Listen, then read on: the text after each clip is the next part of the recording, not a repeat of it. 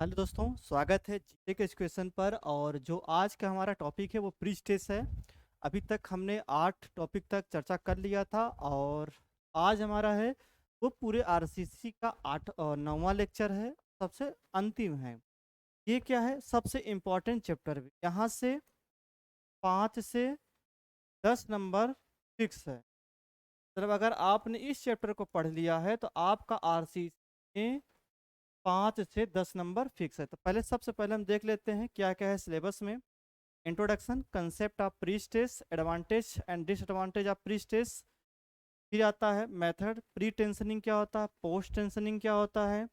फिर यहाँ देखेंगे comparison of pre tensioning and post tensioning. फिर losses of pre stage, reinforce concrete, various pre stage concrete. सबसे पहले हम ये देखते हैं कि हमारा होता क्या है प्री स्टेज। प्लीज पहले हम तो ये समझेंगे जो इस पूरे टॉपिक के नाम है।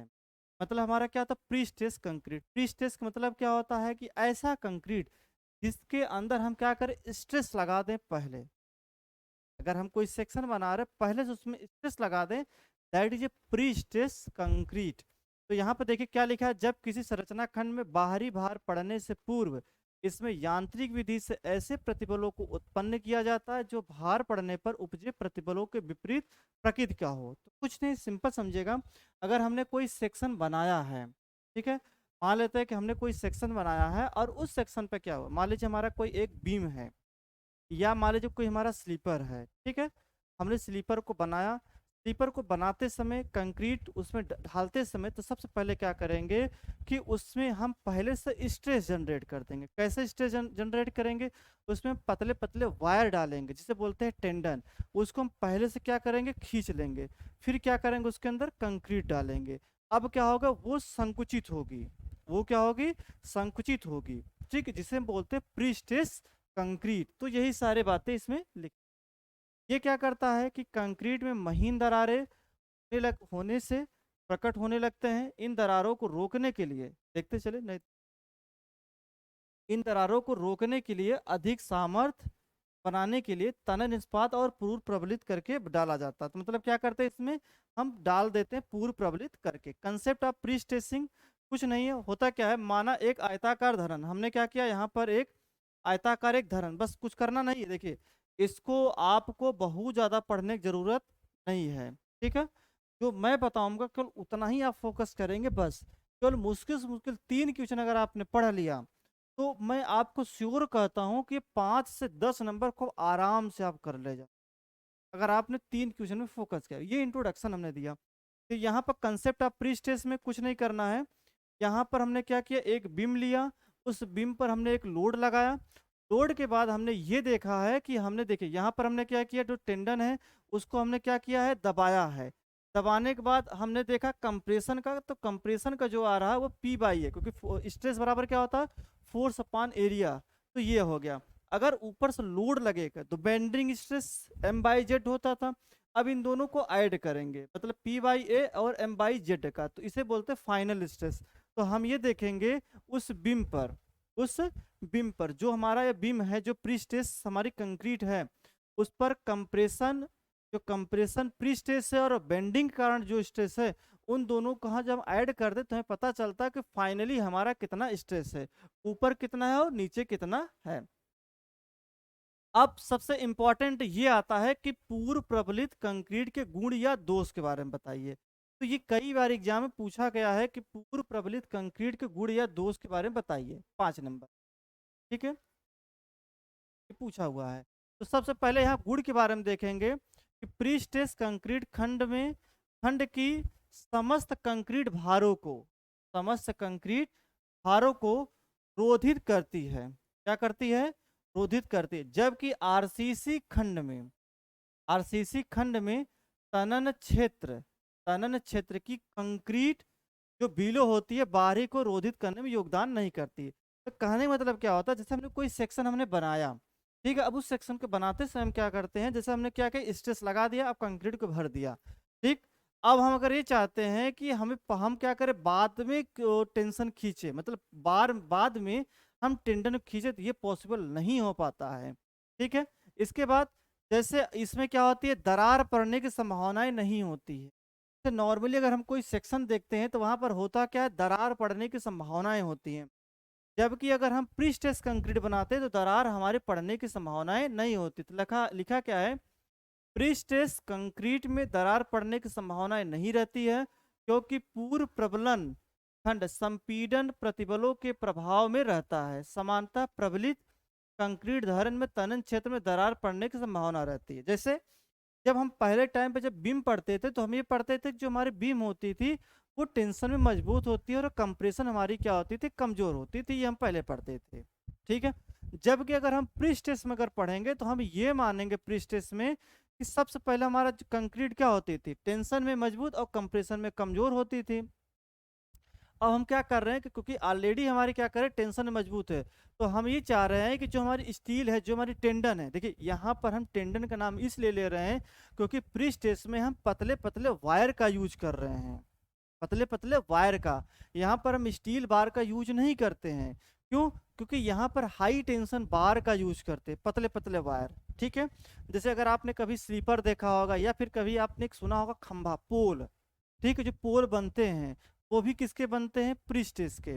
या फिर कभी कभी आप स्लीपर देखे होंगे, ठीक, उसमें पतले पतले वायर डाले जाते हैं, ठीक है, जिसके अंदर क्या करते हैं, स्ट्रेस को हम क्या करते हैं, स्ट्रेस को पहले लगा देते हैं। That is a pre stress concrete.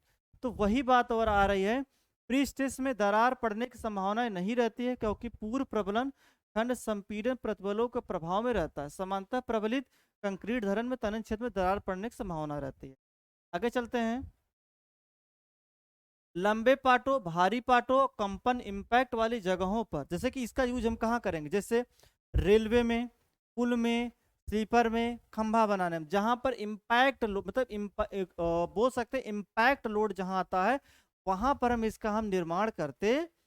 उसके बाद आरसीसी की तुलना में क्या होता है कि इसमें आरसीसी की तुलना इसमें कंक्रीट की मात्रा 1/3 होती है। तो सबसे अच्छी बात ये हो गई कि इसमें कंक्रीट की मात्रा कम लगी, और जो हम मोटे मोटे वायर का यूज कर रहे हैं, जो ज़्यादा डाई का वायर यूज कर रहे हैं वो हमें कम यूज करना पड़ेगा, ठीक है।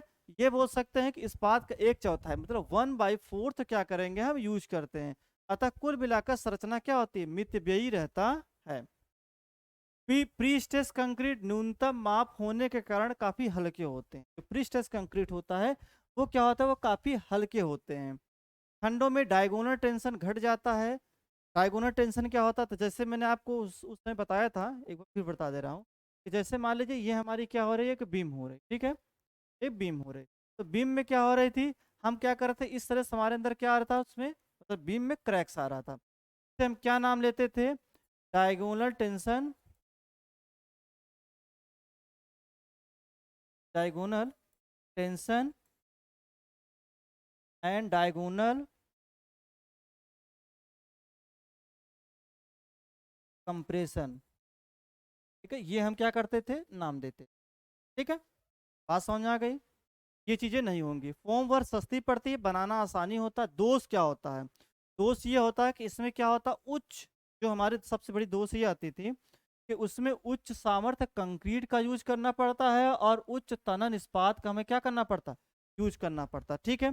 उसके बाद इसके लिए क्या करेंगे, हम एक इनकरेज प्लेट लगाएंगे। इनकरेज प्लेट का मतलब क्या होता है, जैसे मान लीजिए ये हमारी कोई बीम है ना, तो यहाँ पर हमें एक एक्स्ट्रा प्लेट लगाना पड़ेगा उसको खींचने के लिए, ठीक है, ये बात आती है। तारों को खींचने के लिए बल प्रणाली, जैसे हमें जैक की व्यवस्था करनी पड़ेगी, किसकी, जैक की व्यवस्था करनी पड़ती है।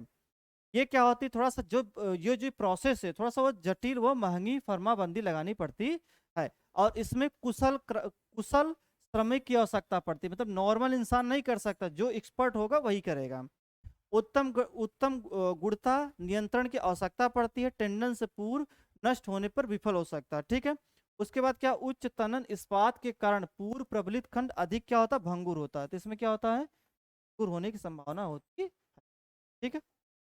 अब आते हैं मटेरियल यूज इन पीएससी, मतलब प्री स्ट्रेस कंक्रीट में हम कौन कौन सा मटेरियल यूज करते हैं। सबसे पहले हम ये देखते हैं हाई स्ट्रेंथ सीमेंट कंक्रीट का और हाई टेंशन स्टील वायर या टेंडन का यूज कर रहे हैं। मतलब हम ऐसे बोल सकते हैं कि यहाँ पर वायर बोलिए और या फिर टेंडन बोलिए, कोई दिक्कत नहीं है।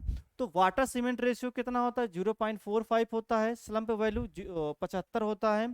प्री स्ट्रेस देखिए अगर प्री मतलब क्या होता है, अगर कोई आप एग्जाम देने जा रहा है प्री है तो उस पर आपको लोड ज्यादा लगता है कि हाँ पहला एग्जाम है, तो M40 याद करते हैं। पोस्ट दूसरा अगर एग्जाम देने जा रहे हैं तो थोड़ा सा आपको लोड कम रहता है, ठीक है, जिसे बोलते हैं M30 आ जाएगा। अब यहाँ पर देखिएगा डाया वायर का, जैसे अगर हम वायर यूज कर रहे हैं 1.5 का वायर यूज कर रहे हैं तो उसका स्ट्रेंथ 2350, अगर 2 mm का यूज करें तो 2200, 2.5 mm का 2050, 3 का, मतलब हम ये बोल सकते हैं जैसे जैसे हमारा डाया बढ़ रहा है, जैसे जैसे डाया हमारा बढ़ रहा वैसे वैसे हमारा अल्टीमेट स्ट्रेंथ क्या हो रहा, कम हो रहा। तो इसलिए हम क्या कहते हैं पतले पतले वायर डालते हैं। तो सबसे पहले आप ये याद करिएगा, इसमें सबसे पहला इंपॉर्टेंट जो क्वेश्चन है एक ये है कि पूर्व प्रबलित कंक्रीट के दोष और मतलब गुण और दोष लिखे। तो सबसे पहला क्वेश्चन हम ये कर रहे हैं इंपॉर्टेंट क्वेश्चन में, ठीक है, आने की पूरी पॉसिबिलिटी है। अब देखिए अगला क्वेश्चन, अब देखिएगा यहाँ पर आता है कहीं कहीं पूछता है मेथड, तो दूसरा क्वेश्चन ये भी है वेरी इंपॉर्टेंट। क्या कह रहा है कि हम पूर्व प्रबलित कंक्रीट करने के लिए दो हमारे मेथड होता है, मेथड ऑफ प्री स्ट्रेसिंग के लिए तो हमारे पास मेथड होते हैं। कौन कौन मेथड होते हैं, एक हम बोलते हैं प्री टेंशनिंग और दूसरे क्या बोलते हैं पोस्ट टेंशनिंग, ठीक है। तो प्री टेंशनिंग पोस्ट, प्री मतलब क्या होता है हम पहले से टेंडन को खींच लेते हैं, उसे प्री टेंशनिंग कहते हैं। अगर वही चीज जब हमारी कंक्रीट पूरी तरह सो जाती फिर बाद में हम क्या करते हैं खींचते, उसे बोलते हैं पोस्ट टेंशनिंग, ठीक है। तो ये चीज देखते हैं प्री टेंशनिंग में। इस विधि में इस विधि में इस विधि में सांचे में कंक्रीट भरने से पहले अवयव में डाले जाने वाले टेंडन को खींचकर प्रबलित किया जाता, बता ही दिए हैं। इस विधि के अनुसार पहले प्रबलन तारों को जैक द्वारा, मतलब क्या करेंगे, देखिए इसको पढ़ने से अच्छा मैं आपको ये बता रहा हूँ, सिंपल समझेगा। इसमें करते क्या है प्री स्ट्रेसिंग कंक्रीट में, इसमें क्या करते हैं कि जो हम सेक्शन बना रहे हैं उस पर करते क्या हम पतले पतले टेंडन या वायर का यूज कर लेते हैं। उस वायर को पहले से हम क्या करते हैं जैक से खींच लेते हैं, खींचने के बाद क्या करते हैं फिर कंक्रीट को डालते हैं, फिर उसके बाद क्या करते हैं उसको छोड़ते हैं। इससे क्या होता है हमारा कंप्रेशन और अच्छा हो जाता है। जो अभी हम ये देख रहे थे कि जो हमारी कंक्रीट टेंशन हमारी क्या हो रही थी, कमजोर हो रहे थे, अब ये टेंशन में भी क्या हो रही है हमारी मजबूत हो जा रही है, ये इसका बेनिफिट है, ठीक है। तो ये इतना कर लिख देंगे तो मोर देन इनफ है, ठीक है। प्री टेंशनिंग मेथड, ठीक है, इतना आपको लिखना है, ठीक है। देखिए जैसे यहाँ पर हमारा क्या है टेंडन कंक्रीट मेंबर है, इसको हम क्या करें खींच रहे हैं, ठीक है। अब आता है पश्च चलन। प्री में क्या होता था पहले हम टेंडन को खींचते थे, अब पश्च में क्या करेंगे कि हम पहले क्या करेंगे उसमें टेंडन डालेंगे, टेंडन पर कंक्रीट डाल देंगे, ठीक है। उसके बाद फिर हम टेंडन को क्या करेंगे खींचेंगे, मतलब इसे क्या बोलते हैं पोस्ट टेंशनिंग। मतलब जहां पर हम टेंडन को बाद में खींचते हैं उसे बोलते हैं पोस्ट टेंशनिंग बोलते हैं। तो इस विधि में कंक्रीट के सेट हो जाने के बाद तारों को खींचा जाता है, तारों में कंक्रीट भरते समय इसमें टेंडन के डट्स छोड़े जाते हैं अवयव, मतलब इसमें क्या जैसे वहां पर क्या होता है एनकरेज द्वारा खींचा जाते थे, यहाँ पर डट्स बीच बीच में स्पेस छोड़ देते हैं जिससे हम क्या करते हैं खींचते हैं। फिर क्या करते हैं लंबाई की दिशा में कंक्रीट पूर्व प्रवरण खंड में डाल दी जाती है जिससे बाद में तारों को खींच लिया जाता है। खींचने के बाद तार को झिल्ली की परिध रिक्तियां होती हैं और साथ साथ इसमें संक्षारण की संभावनाएं नहीं होती। बस इतना अगर आप लिख लेंगे इसे मोर देन इनफ है। और ये डायग्राम बनाना है, यहाँ पे क्या हो रहा है देखिए कि यहाँ पर डक बनाया गया जो बाद हमारा क्या गया है खींचा गया है, ठीक है। तो अब देखिए सबसे इंपॉर्टेंट जो सबसे ज्यादा इंपॉर्टेंट क्वेश्चन है जो आने की पूरी पॉसिबिलिटी है 100%, ये इस क्वेश्चन की है। इसमें क्या कह रहा है कि हमें प्री टेंशनिंग और पोस्ट टेंशनिंग बारे में बताइए। ये पिछले साल 2022 में भी ये क्वेश्चन पूछा गया था, तो ये सबसे इंपॉर्टेंट है। तो आप बोल सकते हैं कि प्री टेंशनिंग में क्या होता है कि हम पहले टेंडन खींचते हैं, इसमें हम बाद में खींचते हैं, ठीक है। ऐसे बोल सकते हैं कि इसमें क्या होता है कंक्रीट डालते समय प्रतिबलों की क्षति की संभावना होती है जबकि इसमें कोई संभावनाएं नहीं होती है।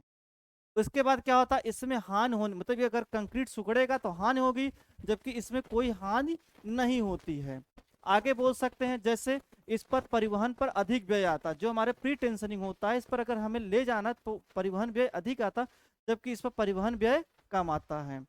इस पे क्या होता है इसको फैक्ट्री में बनाते हैं, जो हमारा प्री टेंशनिंग है इसको फैक्ट्री में बनाते हैं जबकि इसको हम साइड पर क्या कर सकते हैं बना सकते हैं।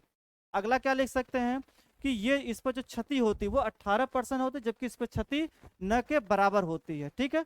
तो ये आप लिख सकते हैं 6-7-8 पॉइंट लिख देंगे मोर देन इनफ है। मतलब ऐसे बोल सकते हैं कि ये क्या होता है, इसमें कंक्रीट में जो टेंडन है पहले खींचे जाते हैं, इसमें बाद में खींचे जाते हैं। इसमें जो लॉसेस होता है वो हमारी क्या होती है, ज़्यादा होती है, इस पर कम होती है। इस पर कंक्रीट क्या होता है, कंक्रीट में सिकुड़न के समय क्षति होती है, जबकि इसमें कुछ नहीं होता है। इसमें क्या होता है, ये बोल सकते हैं कि इसमें खींचना टफ होता है, जबकि इसमें डक होता है, खींचना आसान होता है। इतना अगर लिख देंगे तो मोर देन इनफ है। ठीक है। अब क्या होता है, losses of prestress, losses of मतलब इलास्टिक, शॉर्टनिंग, श्रिंकेज, क्रीप और सीपेज। ठीक है, स्लीपिंग। तो आपको सबसे ज़्यादा इंपॉर्टेंट जो क्वेश्चन है वो मैंने बता दिया, कौन कौन इंपॉर्टेंट क्वेश्चन है। तो सबसे इंपॉर्टेंट क्वेश्चन ये था, प्री टेंशनिंग और पोस्ट टेंशनिंग में अंतर क्या है। उसके बाद फिर हमने बताया था कि जो टेंशनिंग होता है वो दो प्रकार का होता है, कौन कौन, प्री और पोस्ट, इसके बारे में। और फिर उसके बाद जो एक क्वेश्चन मैंने और आपको बताया है वो जो सबसे इम्पॉर्टेंट है कि पूर्व प्रबलित कंक्रीट के गुण और दोष। और इसी तरह से आपका क्या हो गया, ये 9th नंबर चैप्टर कंप्लीट हो गया है। और आज आरसीसी फाइनली कंप्लीट हो गया। और मिलते हैं अब क्विक रिवीजन में आरसीसी के, तब तक के लिए जय हिंद जय भारत।